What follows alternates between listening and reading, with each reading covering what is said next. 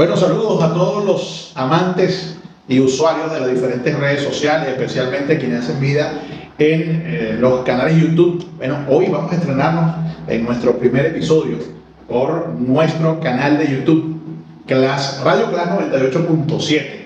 Así que arrancamos hoy, iniciamos hoy esta nueva etapa en el mundo de las redes sociales, y repito, especialmente por nuestro canal de YouTube, Radio Class 98.7. Y por supuesto ya con nosotros acá en los estudios está nuestro primer invitado, es nuestro primer podcast y ya con nosotros nuestro primer invitado. Alguien a quien seguramente no solamente lo han escuchado a nivel de los diferentes medios de comunicación, también seguramente activo por todo lo que es el mundo 2.0, las diferentes redes sociales. Bueno, vamos a conversar en este primer podcast con nuestro primer invitado, Yusmaro Jiménez, seguramente conocido para algunos, no solamente en el estado de Cogede. Y bueno, saludamos también a todos los que seguramente van a ver por nuestro canal YouTube Radio Class 98.7 estos episodios que, repito, inician el día de hoy. Dirigente político del estado de Cogede por el Partido Primero Justicia, presidente de esa organización, también electo en las pasadas elecciones del 2021 como diputado. Tiene una responsabilidad bastante importante dentro del Ejecutivo Regional en el estado de Cogede, licenciado en Administración Informática. Bueno, muchas cosas vamos a conocer de nuestro invitado, no solamente en el plano personal, también, pues, por supuesto, todo lo que acontece en nuestra entidad y todo lo que obviamente va a venir en los próximos días con todo esto de los escenarios nacionales, porque ya, como ustedes saben, se ha decidido, ya hay fecha. Y por supuesto hay un programa electoral, de eso también vamos a conversar con nuestro primer invitado. Bienvenido. Bueno, gracias Tom, gracias por invitarme a tu programa. De verdad que nuevamente a la familia Class, a Mafer, que es una gran amiga aliada, y bueno, a toda la familia Oviedo, que realmente creo que es el único medio que está innovando a través de las redes sociales, y creo que es importante resaltar eso. Para nosotros es bastante nuevo. Creo que es mi primer podcast y lo hago contigo, Tom, de verdad con mucho gusto y poder compartir este espacio con todas las personas que se van a conectar. Agradecido del trabajo que estamos haciendo. Bueno, tú lo has visto, lo has detallado, estamos haciendo un trabajo importante dentro de la gestión del gobernador Alberto Galíndez, pero también estamos ocupados de la política y de los cambios que se han presentado durante estos días. Creo que la política venezolana tiene una particularidad, es cambiante. A cada momento los escenarios cambian y tenemos que estar preparados para eso. De eso, bueno, vamos a conversar en tu programa. Fíjate que antes de llegar allá y detallar eso que tú acabas de exponer allí, interesante saber, porque tú fuiste dirigente estudiantil, sí, y obviamente es como el recorrido, ¿no?, que hacen siempre los líderes políticos. Sí. Se inician, algunos como luchadores sociales, otros más jóvenes, que es el caso tuyo, como dirigente estudiantil, y luego de dirigente estudiantil pasan a militar en partidos, luego sí, que están en partidos, pero vienen entonces las aspiraciones válidamente políticas, como es el caso tuyo. Tú fuiste un destacado dirigente estudiantil y obviamente eso te llevó a que formaras parte de un partido. ¿Por qué Primera Justicia y no otro partido? ¿Y por qué la oposición y no esta? Sí, siempre me gusta hablar un poco de esa historia, porque cuando comencé no tenía la intención de pertenecer a ningún partido. Sabes que yo vivo en la comunidad de Orupe del municipio de Tinaco, correcto, muy cerca de un vertedero de basura, aproximadamente 1 kilómetro, kilómetro y medio, está la comunidad del principal vertedero de basura, donde deposita San Carlos, Rómulo Gallegos, Tinaco y otros municipios. Para nosotros siempre ha sido una calamidad, para la comunidad de Orupe siempre ha sido un problema el tema de la basura, y sobre todo en las últimas gestiones, donde se desentendieron totalmente de la responsabilidad que tenían como gobierno. Allí llegó la basura a estar en la Troncal 5, ahí mismo en la calle. Los amuros, las personas que transitaban en su vehículo tenían que decidir, bueno, cómo hacerlo, ¿no? O se llevaban un samuro por delante o subían los vidrios por el tema del humo. Sin embargo, bueno, nosotros en un momento de desesperación salimos a la calle, organizamos a la comunidad, nos organizamos, salimos a protestar. Y esto generó un primer contacto, recuerdo que fue con Class. Recuerdo en ese momento hicimos una llamada telefónica, nos atendieron, participamos, salimos en vivo y bueno, manifestamos la problemática que tenía la comunidad. Después de allí me contacta Pedro Figueredo, con él fue la primera persona con la que pude tener una conversación en la parte política, pero no para hacer parte de las filas de Primero Justicia, sino para integrar lo que en aquel momento era la Mesa de la Unidad Democrática. Allí participamos en la Casa de Acción Democrática, estuvimos un tiempo allí organizando lo que era la Mesa de la Unidad. Me permitieron coordinar 2 centros de votación muy importantes, que es la comunidad donde yo vivo, Orupe, pero también Lomas del Viento. Y en la elección que se dio los meses siguientes, que fueron elecciones a alcalde, participé como candidato a concejal. Creo que allí me conecté con la política, fui viendo los distintos partidos políticos y Primero Justicia me identificó de inmediato por la cantidad de jóvenes que había allí. Creo que eran muy contemporáneos conmigo y me permitió entonces engranar. Yo creo que Primero Justicia ha sido una escuela para nosotros, los jóvenes, hablo particularmente porque me ha permitido crecer. Yo vengo de ser secretario juvenil. Antes de ser secretario juvenil pertenecía a una secretaría que se llamaba Secretaría Obrera dentro de la propia organización. Llego, como te dije anteriormente, siendo candidato a concejal. Hicimos una buena participación, lamentablemente no ganamos, pero me abrió las puertas para ser secretario juvenil del partido. Después que ganamos el proceso interno para ser secretario juvenil del partido, bueno, desarrollamos una política rescatando el tema de los movimientos estudiantiles, participando activamente en las universidades, y termina mi periodo como secretario juvenil. Dejamos una juventud instalada del partido en los 9 municipios y en las 15 parroquias. Teníamos a nuestro cargo más de 300 chamos en el estado Cojedes. Participamos activamente en la elección, aquella elección de diputados, donde llevamos un candidato joven como José Antonio Sobarce, y bueno, participamos allí muy activamente. Después de ese proceso, ya tenía un tiempo dentro de la juvenil, decido dejar la juventud, decido explorar otras áreas del partido. Voy a la Claro, la juventud del partido tiene un reglamento que establece que los chamos pueden participar o optar por el cargo desde los 18 hasta los 25 años. Es el límite para poder ser dirigente juvenil o secretario juvenil dentro del partido. Nosotros pasamos esa edad, entregamos la juventud, llegamos a ser coordinador de activismo regional, y de allí rápidamente entro en la Secretaría de Organización. Asumo la Secretaría de Organización del partido, empiezo a conocer el partido, empiezo a conocer las estructuras del partido, empiezo a conocer la militancia del partido. 2024 elecciones presidenciales. Bueno, empiezo por ahí, por lo que veo del lado del gobierno. Veo mucho miedo, veo mucho temor. Vemos que estos procesos que se establecieron a través de una mesa de negociación, el gobierno ha incumplido con los acuerdos que se llegaron en ese momento.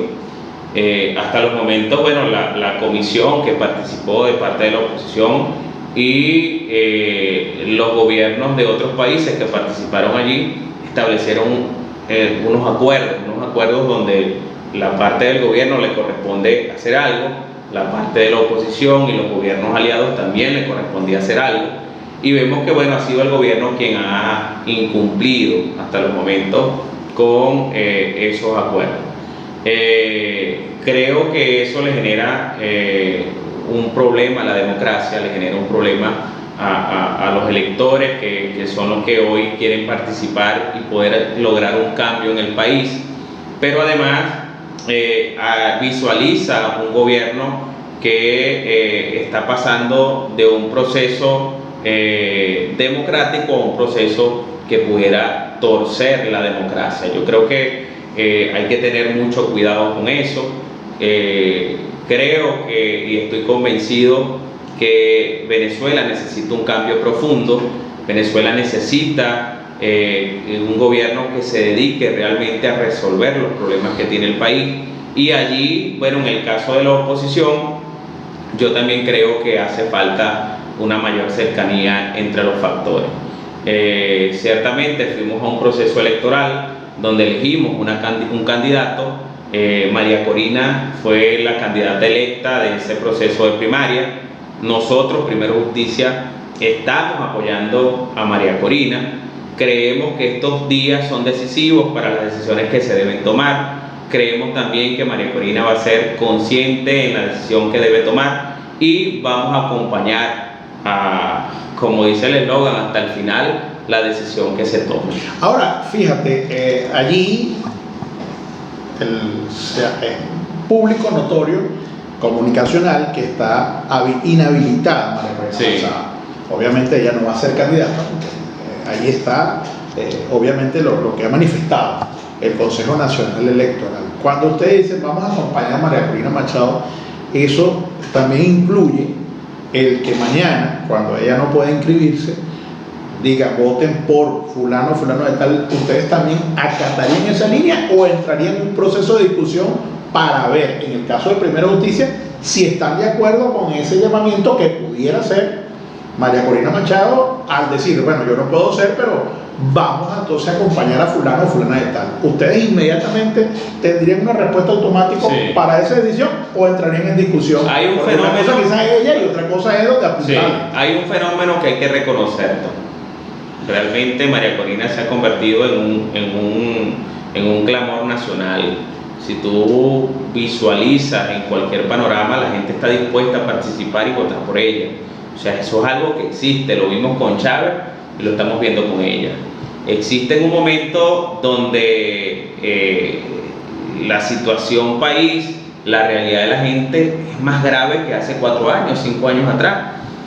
Para nosotros la oposición era difícil levantar, sobre todo con todas las acciones que ha tenido el gobierno nacional para generar desesperanza en la gente, poder tener un candidato en este momento que pudiera despertar la emoción de la gente. Hay que reconocer que María Corina lo está haciendo.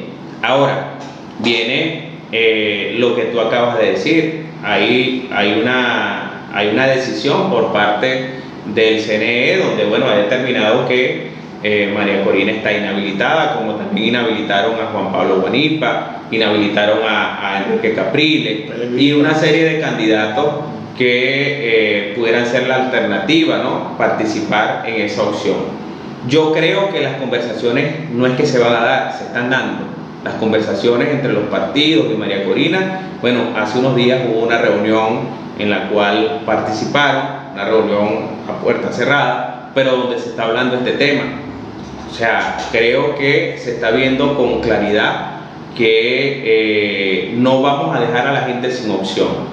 Yo creo que lo más claro que hoy tiene la oposición, primero, una ruta electoral. No hay otra ruta, no hay una ruta o una salida mágica, sino una ruta electoral. La abstención definitivamente en este momento no existe y en eso está claro. Primero, justicia, lo digo en la última convención que tuvimos, el partido mantiene la ruta electoral, se va a mantener hasta el final, por eso hablamos que nos mantenemos hasta el final en esa ruta electoral. Y estoy convencido que los demás factores políticos también lo van a hacer. La misma María Corina ha hablado de la ruta electoral y nosotros creemos en esa ruta. Y la otra es que entendemos que en este momento no se trata de cuotas o factores políticos. Si algo nos dimos cuenta en ese proceso de primarias, Tom, es que la gente pasó por encima de la organización de los partidos políticos. Te lo dice alguien que representa un partido político. Nosotros vimos un proceso electoral donde la gente fue a votar de manera espontánea. Ahí el que se atribuya una victoria más allá de lo que sucedió, creo que está haciendo un cálculo erróneo de la política. Hay que ver que hay momentos donde la gente sobrepasa, no escucha quizás a los líderes políticos y toma una decisión, y esa es la decisión que tomó. Nosotros lo vimos aquí en el año 98 con Chávez. El MBR no era una estructura fortalecida y obviamente la victoria de Chávez fue contundente. Ahora lo vimos con María Corina, donde la gente votó por María Corina, a pesar de que María Corina no tiene una estructura política, un movimiento que se organizó, pero hubo una participación por ella. Nosotros en Primera Justicia, bueno, presentamos la candidatura de Enrique Capriles. Enrique Capriles renunció a su candidatura faltando semanas para el proceso. Nosotros tomamos una decisión en el estado Cojedes, participamos masivamente en la organización para votar por María Corina. Lo asumimos de esa manera, a pesar de que había varios candidatos, ¿no? Felicitamos a todos los factores políticos que participaron allí, pero bueno, nosotros convencidos de que había en el clamor de la gente un candidato ya marcado, nosotros decidimos apoyar esa candidatura. Hasta los momentos la estamos apoyando, seguimos apoyando a María Corina Machado. Creemos que no podemos dejar sin opción a la gente. Ahora, en eso de esa incertidumbre, porque yo creo que hoy en día... Y rivales directos, nosotros un día trancamos la Simón Rodríguez y nos enviaron la Coeda totalmente equipada para reventar lo que era en ese momento o disminuir lo que era en ese momento la protesta. Me tocó atenderlo, me tocó conversar con ellos, me tocó escuchar sus problemas. Claro. Con la compañera Nairobi, que es la que está al frente de la COEA, conversamos y nos entendimos y vimos que la política es un boomerang, la política va y viene, y creo que lo que vale de la política es que uno de verdad actúe con el corazón y sepa hacer las cosas bien. Entonces es una experiencia muy importante, no es igual ser oposición que estar en el gobierno, porque ya la responsabilidad que tiene no es solamente de, a lo mejor, de criticar, ¿no? Claro. O hacer una sugerencia, sino que tienes que dar respuesta. Ahora te toca ser gobierno. Me toca ser gobierno. Un poco digamos, en las posiciones que tú estuviste. Sí. Mirarlos a ellos, pero recordando también que tú estuviste ahí. Sí. Eso también es importante. Pero estamos conversando con Yusmaro Jiménez en este primer podcast Política 2.0, que por supuesto ustedes pueden tranquilamente ver allí por nuestro canal de YouTube, Radio Class 98.7. Allí ustedes tranquilamente, bueno, va a ver esta entrevista, va a disfrutar seguramente, tendrá sus opiniones, realmente va a girar en parte del mundo, como obviamente lo que lo puedes ver cuando quieras. Y lo puedes ver como quieras, exactamente. Pero fíjate tú, interesante lo que tú estás hablando, y me llamó poderosamente la atención con lo que estabas refiriendo al tema del poder popular. Reconocer que es una estructura bien interesante y súper poderosa, Sí, por lo que entiendo. Sí, señor. Y en este caso, que tienes esa responsabilidad, que estás conociendo, como se dice por allí, las extrañas del monstruo, Sí. y lo digo en términos obviamente bastante significativos y respetuosos. ¿Qué hacer allí? Ustedes que son oposición, y obviamente que quizás es una estructura que está en manos mayoritariamente del adversario político, en este caso la gente del chavismo, la gente del PSUV. ¿Cómo hacer para desmontar eso? ¿Cómo hacer para entablar una relación gobierno regional que naturalmente es la oposición con una estructura creada por el gobierno nacional y que está en manos del chavismo? Lo primero que hay que identificar, Tom, es que están muy bien organizados. Son gente que fueron formadas, son gente que creen en una ideología, no son personas que buscaron al azar, son personas que le dedicaron tiempo en la parte formativa. Muy bien captadas. Son muy bien captadas, o sea, tú no te puedes sentar con ellos si realmente no conoces la normativa que los regula. O sea, tú no vas a ir para allá a improvisar, porque los tipos te van a apelar por los artículos que rigen las comunas y los consejos comunales, entonces tú vas a quedar como que en el limbo. Son tipos que están muy bien organizados, con un descontento como todo. Nos hemos dado cuenta también que el descontento no solamente es en las bases opositoras o el que no milita en un partido, sino también va en la estructura del chavismo. Nos hemos encontrado con muchos consejos comunales que han sido abandonados totalmente, que más nunca apareció un dirigente regional y mucho menos nacional. Dirigentes que están o que se identifican como dirigentes sociales. Realmente los hemos visto en el abordaje de las comunidades y son personas dedicadas al 100% de la comunidad. Personas que sienten en este momento que la política nacional se ha desviado quizá de lo que ellos vieron de Chávez, y eso también muchos de ellos nos lo comentan, y por eso, bueno, estamos trabajando con ellos allí.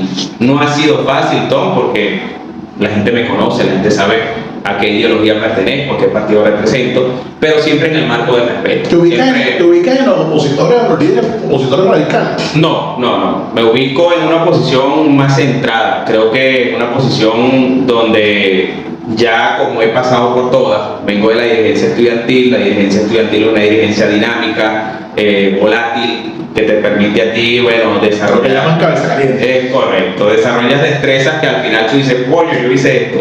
Y entonces al final te das cuenta que la política no es crear murallas, la política no es crear barreras. Claro. La política es construir espacios donde todos podamos entrar. con las diferencias, sí, pero como esta mesa, una mesa redonda donde todos puedan opinar. Entonces me ubico allí, me ubico en donde creo que hay que conversar con todos, sobre todo porque en este momento el país lo amerita así. Creo que crear una política de tierra arrasada es una política que ha fracasado en este país.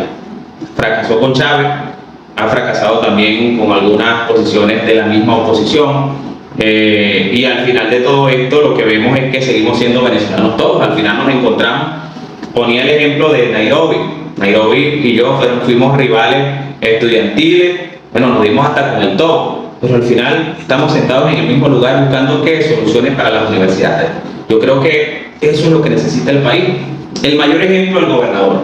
Alberto ha sido criticado porque se ha sentado con Maduro, ha conversado con Maduro, pero al final hay una realidad donde Maduro es presidente. Por cierto que son críticas más provenientes de la oposición. Sí, es correcto. Porque inclusive para diagnosticarlo y analizarlo de manera sincera y quizás de manera pícara, el chavismo lo que ha tratado de vender, claro, como una especie de intriga, sí, ¿no? Esa relación entre el gobernador, sí, y el gobierno nacional, no solamente con el presidente Maduro, sino con el gobierno nacional. Pero la crítica uno olfatea y sabe y conoce. Pero es que quien conoce a Alberto sabe que Alberto siempre ha sido un estadista respetuoso de la norma y de la Constitución. Aquí Alberto en su primer periodo, Alberto era gobernador del estado, pero el doctor Caldera era el presidente de la República, y Alberto tenía un trato muy cordial con el presidente, como lo emana la Constitución. Por cierto que hay que contar que el gobernador le ha tocado gobernar con 3 presidentes. Bueno, le ha tocado gobernar Caldera, Chávez y ahora Maduro. De los 3 como que ha sido más amigo de Maduro que de los otros. Bueno, y allí, bueno, una relación institucional, reconociendo pues que Maduro es presidente, Maduro reconoce que Alberto es gobernador. Hemos logrado hacer un trabajo en conjunto, por ejemplo, el rescate de los hospitales, que ha sido algo que para la gente ha sido una calamidad toda la vida. Ir a un hospital donde no te puedan atender, un hospital que se está cayendo, un hospital que no cuenta ni siquiera con agua, con servicios fundamentales como el agua, la electricidad, o áreas importantes como maternidad, triaje, en la misma sala de emergencia. Y ahí hemos hecho un trabajo en conjunto donde, bueno, el gobierno regional ha hecho la recuperación de las instalaciones, de la infraestructura, y el gobierno nacional viene haciendo el trabajo de dotación de equipos de alto nivel. Y eso para nosotros es un logro, más allá de las diferencias que pueden existir en lo político, para nosotros es un logro porque le estamos llevando solución a la gente. Ya el Consejo Nacional Electoral ha manifestado el programa electoral, ha dicho, y bueno, obviamente se han desatado por ahí algunas discusiones, algunos debates bastante interesantes. Ciertamente, tú ubicado al lado de la oposición, Primero Justicia obviamente está como partido inhabilitado para participar en este proceso, y definitivamente, bueno, por allí vi algunas imágenes donde tú estás acompañando a María Corina Machado, que también está inhabilitada por el Consejo Nacional Electoral. Se ha generado un gran debate en torno a la oposición. ¿Cuál es tu lectura? ¿Cuál es lo que tú visualizas en este 2024 presidencial? Obviamente, ¿cuál es el diagnóstico que tú das como dirigente político, miembro de un partido que, a pesar de que está inhabilitado en este proceso electoral, pero es un partido político donde tú has hecho tu recorrido, donde has quemado etapas, por lo que entiendo, que es lo que trata de manifestar allí para los que están en este momento, los que se van a conectar en algún momento determinado por nuestro canal YouTube, Radio Glass 98.7. Yusmar, ¿cuál es la lectura que visualiza Yusmar Jiménez para este 2024? Para las presidenciales, dentro de la oposición, y obviamente también no puedes conectar la posición del gobierno, porque el gobierno también juega. Tiene un candidato que era público y notorio, Nicolás Maduro. No había discusión en ningún momento, quizás hubo por allí algunos rumores, pero creo que no pasaron más de 1000 rumores, todo el mundo sabe a todas luces que Nicolás Maduro nuevamente iba a ser el candidato, como ya obviamente Yusmar. Lo que uno percibe es que en el ambiente político la gente, gran parte de la gente está convencida de que María Corina Machado no podrá inscribirse porque obviamente ha manifestado el Consejo Nacional Electoral y está allí, está plasmado, que está inhabilitada. Yo creo que más bien en el escenario lo que existe es la incertidumbre de a quién va a apoyar, o si es que María Corina Machado va a apoyar a alguien. Ahora, eso es lo que llaman el plan B. Ese plan B, ¿tú crees que lo va a decidir María Corina Machado y su equipo? ¿O tú piensas que María Corina Machado va a llamar a sus factores aliados, como Primero Justicia, que la está apoyando, y otras organizaciones políticas más, para consensuar una candidatura y obviamente en ese consenso, si es que se da, bueno, aquí está el nombre de fulano o de fulana. ¿O tú crees que María Corina, con su equipo cerrado, natural, en este caso de 20 Venezuela, seleccione o decida una candidatura? Por eso te preguntaba, si mañana María Corina Machado de repente no consulta con las organizaciones políticas aliadas a ella y de repente convoca una rueda de prensa, estoy hablando hipotéticamente, y dice, bueno, mi candidato es fulano o la candidata es fulana, yo llamo a que voten, ustedes automáticamente se van a adherir a ese planteamiento, a esa postulación, o entraría, en el caso de Primera Justicia, a una reunión a discutir para ver si coinciden con lo que está decidiendo María Corina Machado con Venezuela. O ya ustedes han sido llamados o le han dicho, mira, pendiente allí, que estamos evaluando varios nombres y queremos sentarnos con Primera Justicia, con el otro, con la otra, para entre todos buscar un candidato de consenso. Sí, bueno, mira, yo creo que en primer lugar no sería lo correcto, ¿no? Lo correcto, tomar una decisión individual, a pesar de que pueda tener esa gran mayoría que puede respaldarla, y te hago pero pregunta, no sería estratégico. Te hago la pregunta por lo que tú dijiste, porque tú estás diciendo que María Corina, al igual que Chávez, sin estructura, Chávez sin estructura, no tenía estructura, obviamente había un desgaste de los partidos tradicionales y obviamente la gente se inclinó hacia la opción de Chávez. Tú, desde tu perspectiva, de tu análisis, dice que más o menos el fenómeno que estaría pasando o está pasando con María Corina, entonces tú no crees que eso le pueda permitir a ella tomar una decisión. Pero hay una diferencia, Tom, de ese momento a este momento. En ese momento existían condiciones, en este momento no hay condiciones y tú necesitas por lo menos resguardar los votos en una mesa electoral. ¿Y quién tiene la estructura para hacerlo? La estructura que tienen los testigos de mesa, los coordinadores electorales, los jefes de sectores, son los partidos políticos. Entonces los partidos políticos son fundamentales para ganar un proceso electoral. El proceso que se dio fue un proceso interno de la oposición, proceso donde la misma oposición organizó las mesas de participación. Eso generó condiciones importantes donde la gente pudo ir, votar y que hoy quedara una candidata que no tenía estructura política, ¿no?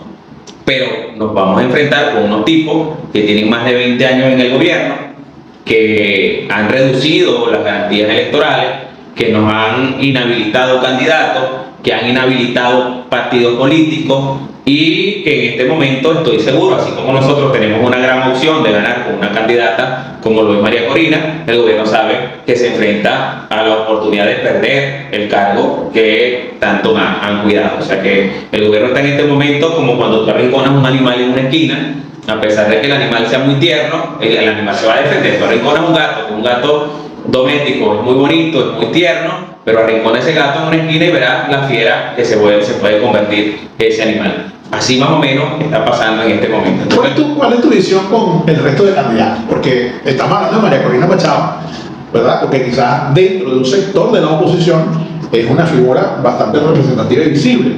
Y es quizás, digamos, el foco de atención que tiene la discusión en la política venezolana, tanto nacional como internacional. Pero también hay otros candidatos. Sí. Hay otros candidatos. Están habilitados bueno, una serie de partidos políticos, tanto de la oposición como del gobierno. Fíjate que el gobierno tiene, en este caso Nicolás Maduro va a tener 10 postulaciones de partidos políticos. Y la oposición tiene habilitado 14 partidos políticos. Pero es que también hay otros candidatos también a la presidencia. Conde Guácharo, Claudio Fermín, Bertucci, Leocení García, Luis Eduardo Martínez, en fin, hay una serie de candidatos más, Luis Brito, también que están allí anunciando que también van a ser. ¿Cuál es tu visión con respecto a esos candidatos que yo acabo de nombrar? Y seguramente le faltaron otros. Hasta el mismo Eduardo Fernández también como que anda por allí, sí. No sé si buscándole las 5 patas al gato, pero mi visión ahí, Tom, es la misma visión que tienen todos los venezolanos de sus candidatos. La gente no se chupa el dedo, la gente sabe que estos candidatos, bueno, primero que están bien acomodados, segundo que mantienen una relación muy cercana con el gobierno, más allá de querer una oportunidad. De otro sector, sí. Se le conoce como la Alianza Democrática, o se hace llamar la Alianza Democrática, que es un sector político de oposición distinto al G4, también ha presentado candidatura. ¿Cuál es tu opinión con respecto a esa gama de candidatos presidenciales que también están allí, lo han manifestado y seguramente van a terminar inscribiéndose?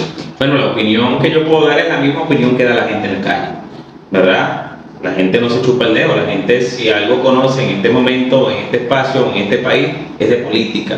La gente sabe quiénes son los políticos que hoy están en campaña. Y en el caso de estos compañeros sabemos la cercanía que han tenido con el gobierno de Nicolás Maduro. También las intenciones que tiene, por ejemplo, una Acción Democrática de Bernabé, que no reconoce las estructuras que realmente existen en los estados, donde el compañero Henry Ramos Alú tiene la gran mayoría de esa estructura. Yo creo que eso es una realidad que existe y que la gente lo ve. Por poner un ejemplo, pero poner un ejemplo propio, bueno, el señor Brito, quien hoy tiene una tarjeta que se llama Primero Venezuela, muy parecida a Primero Justicia, utilizando los colores de nuestra organización, tratando de confundir. Creo que es una especie de camaleones que están allí tratando de generar confusión en la gente, pero al final de todo esto creo que la gente entiende quiénes son los candidatos que están aliados a Maduro y quiénes en este momento representa realmente una opción de cambio para Venezuela. ¿Pueden ellos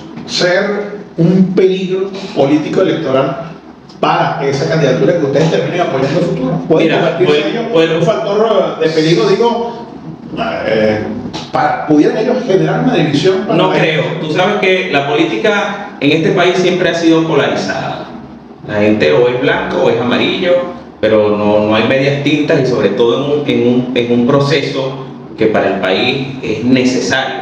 Yo no sé, porque no tengo los números, pero tú le puedes preguntar a una familia si tiene algún familiar fuera. Y te aseguro que por cada familia, por lo menos un familiar tiene fuera. Por lo menos esa familia tiene un familiar que tiene el deseo de regresar, tiene el anhelo de volver a su país. A lo mejor es un hijo o a lo mejor es un padre, pero ese clamor que tiene la gente lo ha convertido también en la necesidad de poder cambiar una realidad que hoy afecta a todos los venezolanos.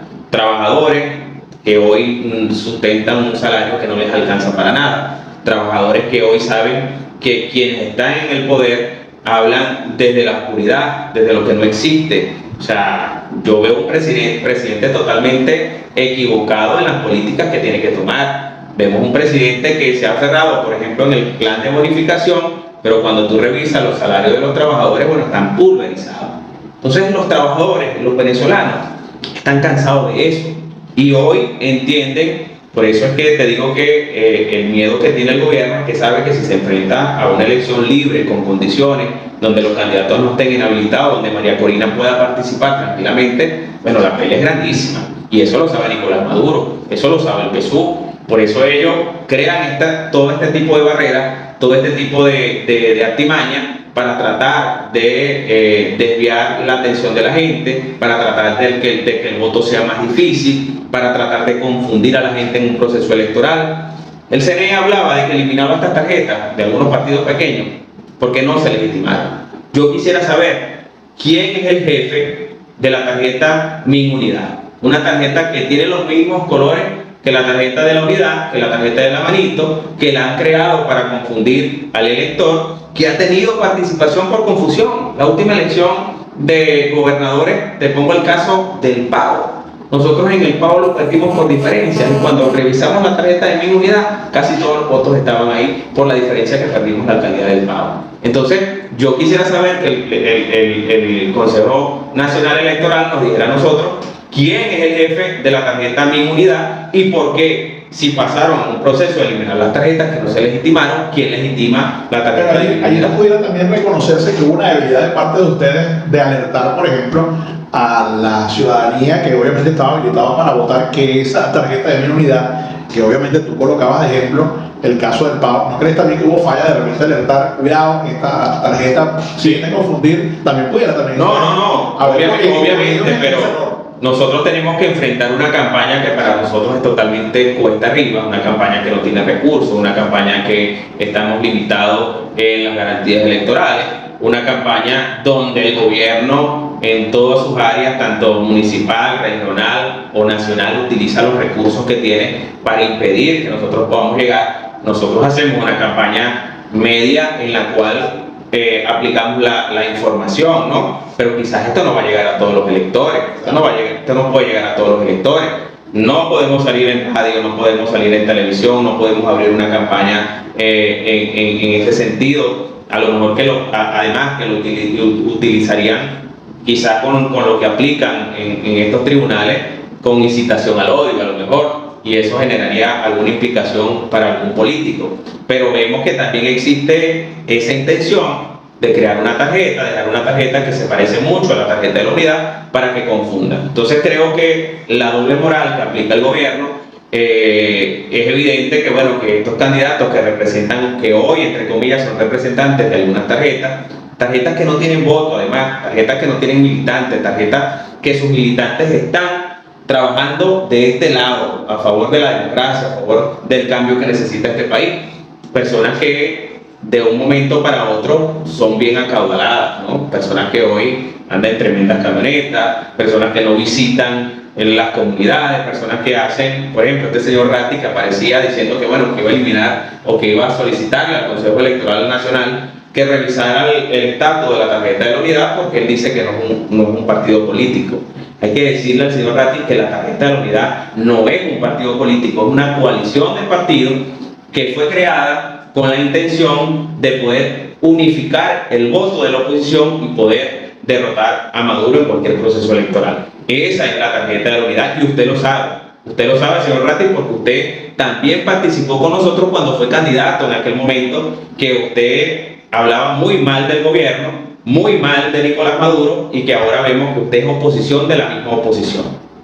Bueno, ya nosotros estamos culminando este espacio, este primer podcast, este primer episodio de Política 2.0, que ustedes van a ver en nuestro canal YouTube Radio Clan 98.7. Nosotros agradecidos, Yumaro, por siempre, bueno, estar dispuesto y presto a venir a estos espacios, a asistir a estos espacios, bueno, para obviamente manifestar las impresiones que tienes tú como esa nueva generación de liderazgo político en el Estado de Covel y como representante del Partido Primera Justicia. Así que nosotros agradecemos y seguramente vendrán otras oportunidades. Nosotros los invitamos entonces a que estén pendientes en nuestro canal YouTube Radio Clan 98.7. Vendrán nuevos episodios y por allí estaremos también a través de nuestras plataformas digitales de Clan 98.7.